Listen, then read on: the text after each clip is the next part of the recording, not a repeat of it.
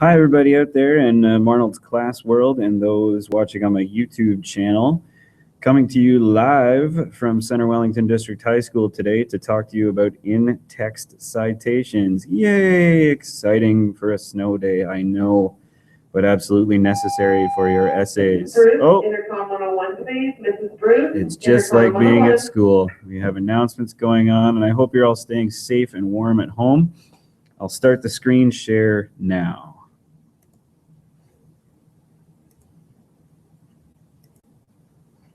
So what you should now be seeing is a screen capture of my screen. And I'm going to walk you through the process of creating a bibliography for this project and also adding in-text citations to your essay. So the first thing that we want to do is, I'll zoom in to the screen so you can see a bit better, is go to UG Cloud, and we have to get to Noodle Tools. So as you can remember from before, Noodle Tools is in the UG2Go app on the UG Cloud page. So I'll click on UG2Go, and the second thing that you want to do is click on the secondary site. Now, since we are writing an essay, you are going to want to click on Write, and under Write, you'll find Noodle Tools here. So my cursor, the white cursor, is over under the Write banner, and you click on Noodle Tools to open up your Noodle Tools tool.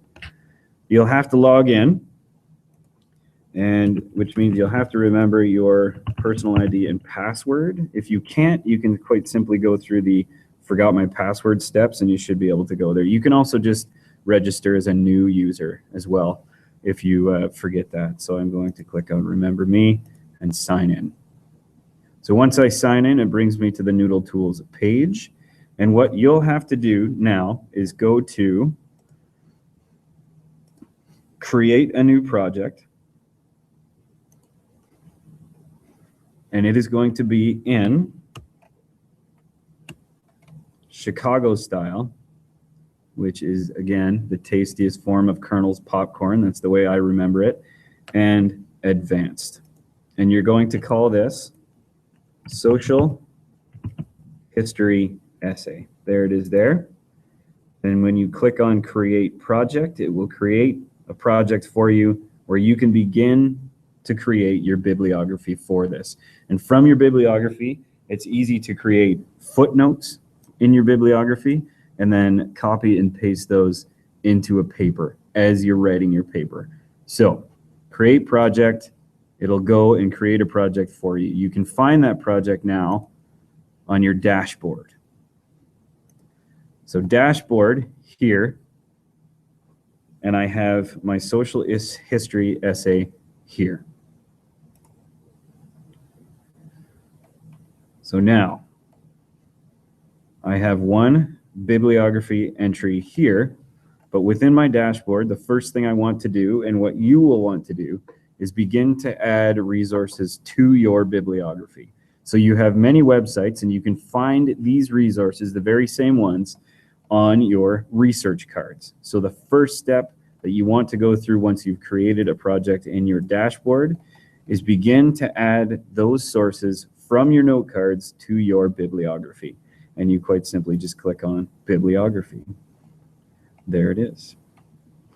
All right, so I have added, as an example, the textbook that we use in class for our bibliography. But I'll go through the steps to show you exactly how to add in bibliography items again. So in this case, I have a book that I want to add, so I go to Cite a Book, click Create Citation, and you can watch the tutorial on how to create a citation here.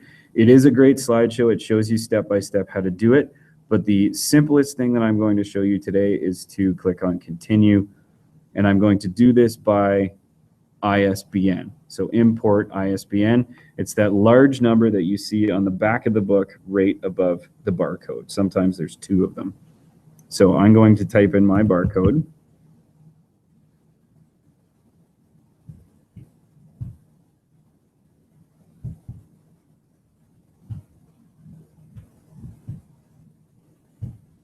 So click search, and it comes up with a big 6 historical thinking concepts, which is exactly what I want. So you have to click on it to select it. And after you've selected it with your cursor, you click on Import Selected Source. So the importation is now up there. You need to click on Continue to keep importing. And once you've done that, there's one more step. Scroll down to the bottom of the import page here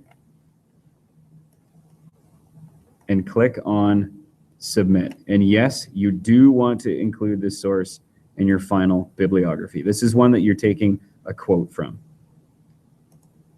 Submit, and once it's submitted, you have created another citation within your bibliography. And you can continue to do this.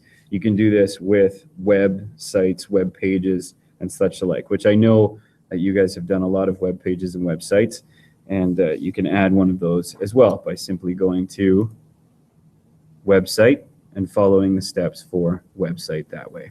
Now, the next part I'm going to show you is how to make a footnote and how to enter that footnote after a quote that you use.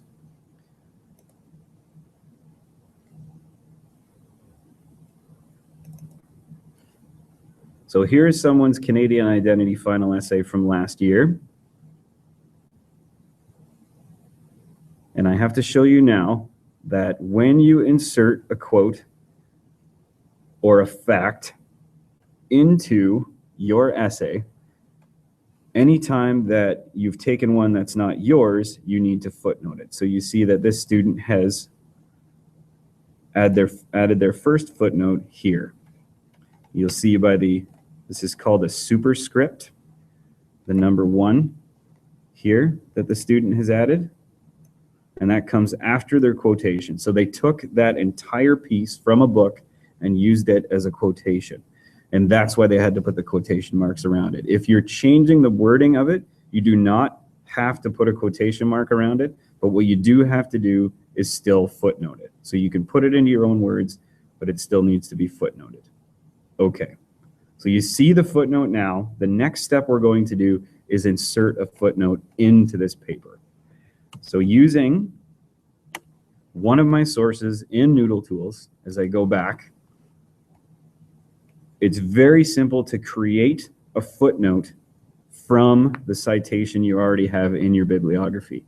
All you do is go over to the right side of the page under Edit, Copy, and Delete, and click on Footnote Format. And instantly, it creates the footnote that you want to add. And if you know what page that you took something from in a book, you can quite simply type the footnote or the page number in here, say page 300, and it adds it directly to your full footnote. So I'm going to copy this now because I know that this is a footnote that I need to add. And if I hit Control-C, that will copy it to my clipboard.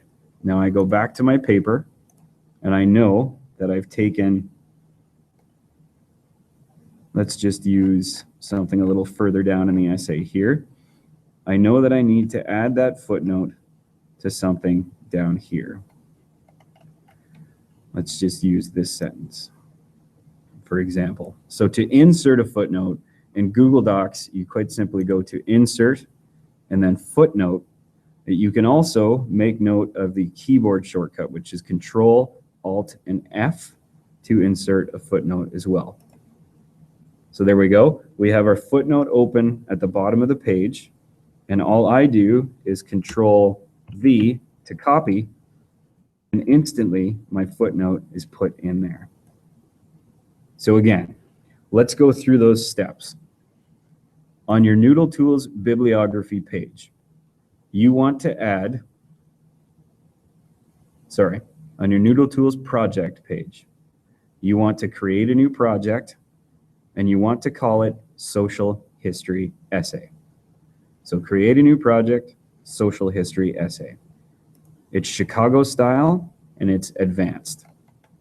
Next, click on Bibliography to enter all your bibliographical information for your sources. you can get these bibliography items from your note cards. You can get all the information you need. That's why we made our note cards so detailed. Next, you select the type of source and you click Create Citation and go through the steps. For a book, you import the ISBN number. And that is at the top of the page here. So import ISBN number there. Once you have that, every single bibliographical entry you have goes back to your dashboard.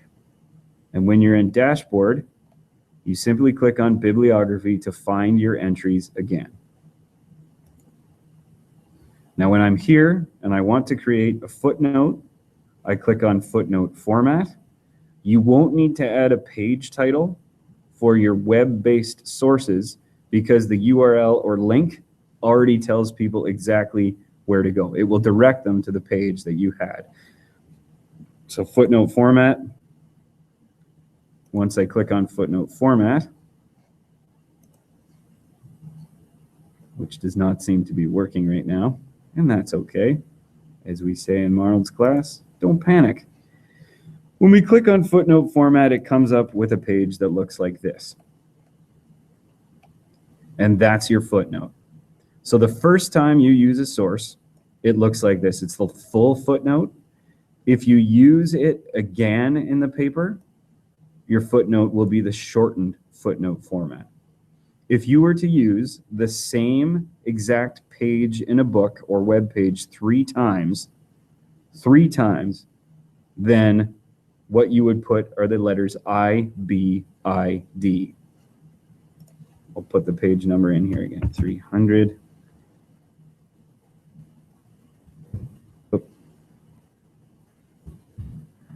I'll show you what I mean on this paper here. So here I'll put another footnote in. We go to Insert Footnote. That's footnote number 19. Paste it in again. That's the shortened footnote because I used the same page twice. Now, if I was to insert another footnote here, and it was from the same one,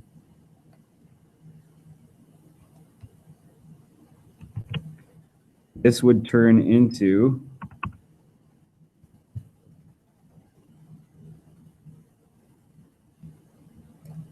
I, B, I.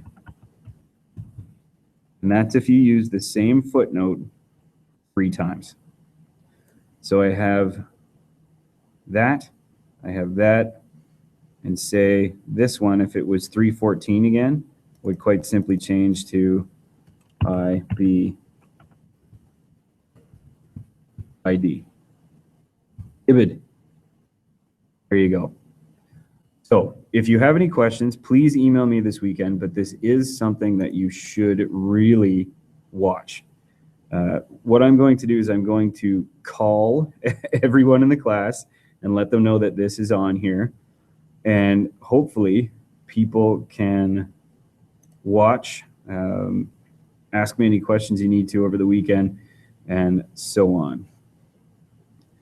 Otherwise, stay safe, stay warm, have a wonderful weekend, everybody. And I will see you all on Monday. Hopefully we don't get another bus day then. We can get down to doing this. Also, I think we're going to push the essay due date to the Wednesday, just because it's better to have everyone. Okay, thanks again. Have a wonderful weekend, and we'll talk to you on Monday. Cheers.